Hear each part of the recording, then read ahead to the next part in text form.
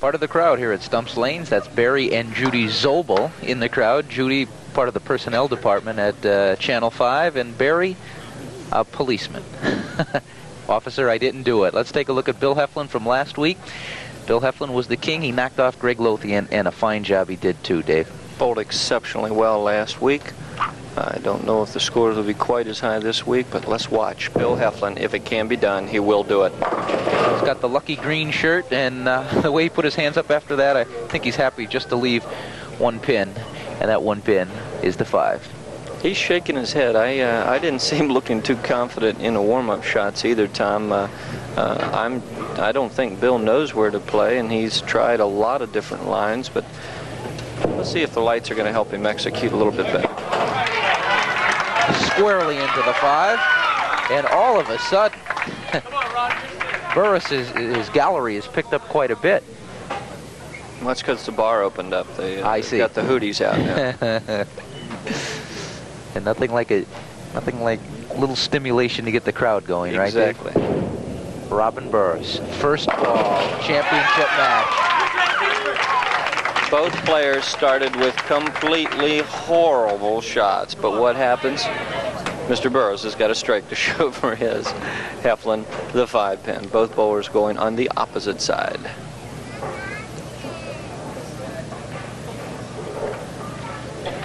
'22-year-old Robin Burrus, first time on Hudipol's TV King of Bowling. He's come from the bottom today. Talk about not the pretty type of strike. That was it right there. But maximum power, maximum revolution. Let's take a look at it here. Head pin, center of your screen is going to go to the left wall and do all the damage coming back. Right there, thinly hits it, throws the 4 into the 2, and back shots the 7-pin. Well, I think Bill Heflin's figured out the right lane a little bit better than he had the left. Let's see if his first 2 balls on the left side helped him figure it out at all. Bo, in our crowd today, we have some sponsors of the show, without whose help we couldn't be on the air. That's for sure. Our friends from Hudipol. We haven't seen Ken Rippinger for a couple weeks. He's here today. Bob Casey and Al Cottrell. And also we have a young man from Grippo Potato Chips. Steve Brown is here. Right there, that's Tim McDonald right in the forefront of your screen. And then Bob Casey and Al Cottrell. Al has his head back to you. Camera shot. There he is. Okay. There's Tom Murphy. And our standby, Ron Bonnert.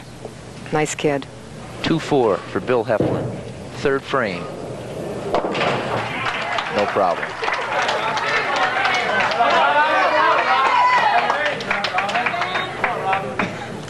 Boy, Dave, you know, I don't once again want to belabor this point because a lot of guys have appeared first time on the show, but to not only appear first time on the show, being 22, winning all 3 games, and then the kingship, that's a lot to handle in 1 week. You bet, but he's cranked up. Looks like he's lined up. Anything can happen in the game of bowling, and Mr. Burrus is making it happen right now. 3 perfect shots. Looks like he found something towards the end of that last game when he was making those moves in that you had alluded to before, Dave. Exactly. You have to play around. You have to find your spot on the lane. You can't always stay in the same place, and this applies to your league bowling also. You can't just walk in every week, put your feet the same place, pick up the same ball, and go for it. As the scores attest to that today. How about this? 4 in a row. Let's look at it here. You think he's calm, Tommy? No way. We're going to watch a perfect strike. We're going to watch a guy get excited. Does he want it? You bet he does. Come on. Yes. He's intense. Ooh. 10 pins in the pit. Bill Heflin, a little lazier. That was double time for all the pins, Dave. The intensity of the young man, an intense strike. Bill Heflin, a little more laid back, strike. That's right. Well, you know, in 23 years of bowling, when you're 51, you've probably seen it all, so nothing is really going to excite you on the lanes. Another ho-hummer.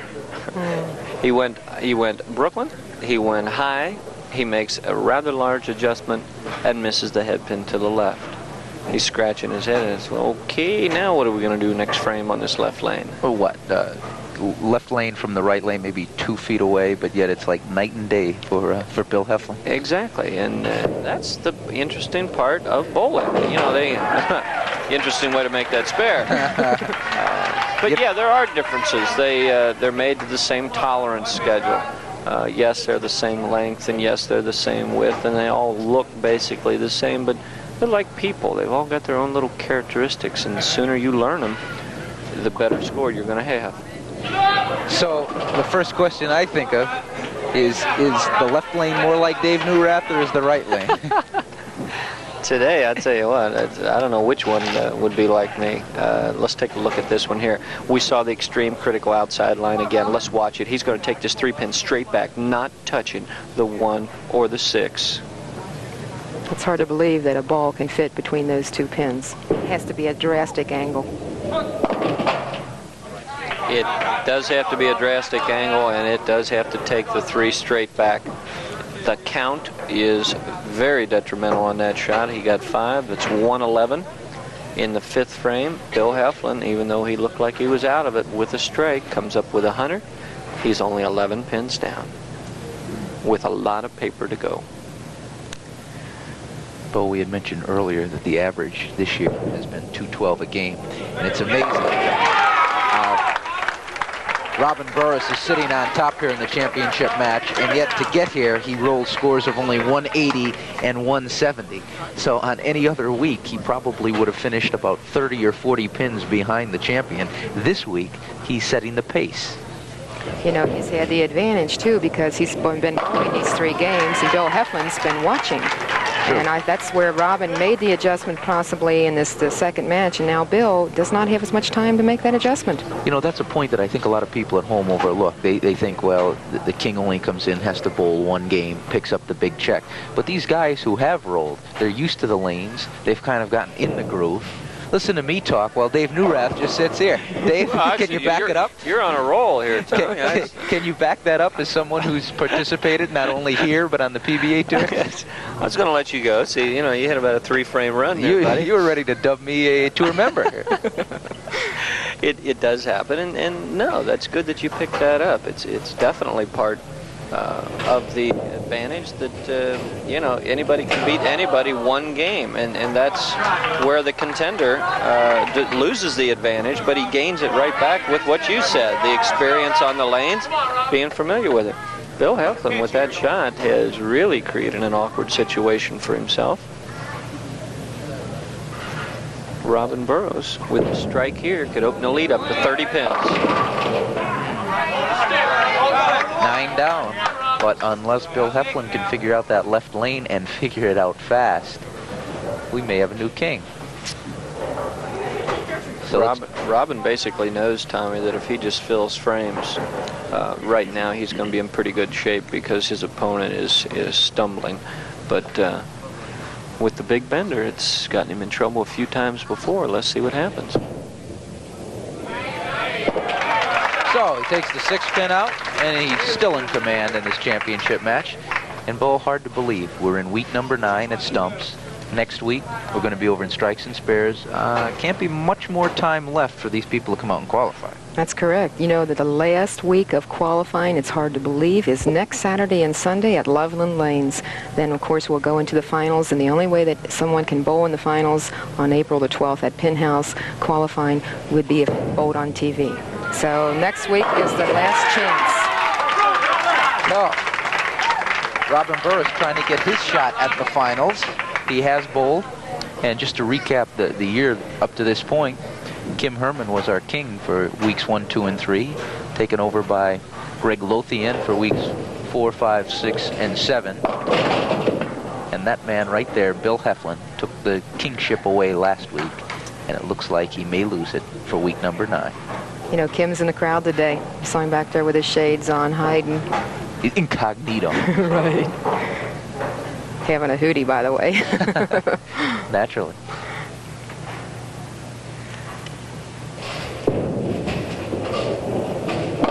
Bill Heflin must strike out in the 9th and 10th frames. There's Mr. Cool. Yeah. What's happening? He's just laying back. He's waiting for the championship finals, match up sure. at Pin House. I wouldn't be surprised if he wasn't there. I'll tell you, he's a good shooter. He should be there. Bill Heflin knows what he has to do. He's got to strike on this ball to have any kind of a chance. And that's almost asking the impossible, considering he's had so much trouble on the left lane today. The party's over. 4, 6, 7. Excuse me. Please, Dave. I know. We're trying to keep up our ratings. You continue to sing like this. Me singing won't help. They'll I have know. Meet the Press back. So the 4-7 go, the 6 stands, and Bill Heflin, well, says goodbye to the kingship. Mathematically impossible to win. Bill Heflin, a great champion, a good friend, but today it's not to be taken away from Robin Burrus.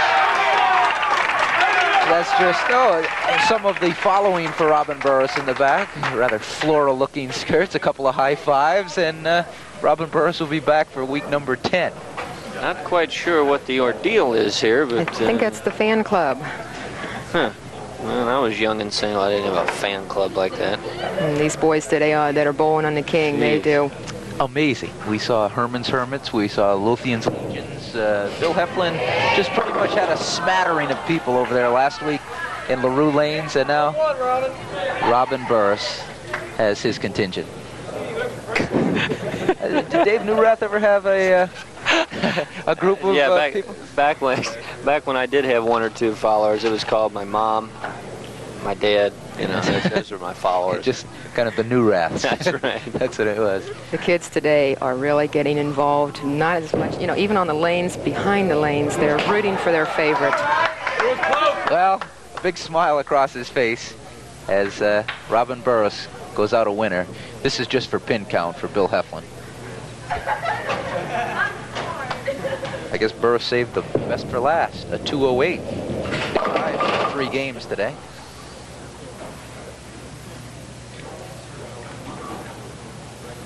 So as Bill Heflin finishes out, Robin Burrus sits there just waiting the $750 first prize. Good time to mention that second place, Bill Heflin will receive $375, $225, and $150 down the line. I think he just wants to get out of here. So, Bill Heflin, a disappointing 161, not nearly close to Robin Burrus. Robin Burrus, a 208 as he becomes king for week number 9 on Hudipol's TV King of Bowling. When we come back, it's check time. Back for week number 9 in Hudipol's TV King of Bowling, it's check time. And Dave Newrath's already distributed the checks. George, Butch, Bill, congratulations, a super week. We have a new king at Stumps Lanes this week, and it's in the form of Robin Burrus. Robin, a check for $750. Congratulations. First of all, let me ask you something. It looked like the first 2 games were having a little problems, but it looked like you saved the best for last. Well, Tom, I was nervous out there. I was scared to death when I started. I'm just glad that I had all these people back here backing me. It made it a lot easier to bowl, and I just feel lucky. I got a lot of breaks. And It was like a legion back there today. oh, yeah, I felt great. I hope they're back next week, too. Well, for the first time on the TV King, Robin Burrus comes away as king. So he'll come back. You will come back next week. Definitely. He'll be back at Strikes and Spares for week number 10 to defend it. So, for Bo Hudipol, Dave Newrath, I'm Tom Verrado saying so long for Hudipol's TV King of Bowling.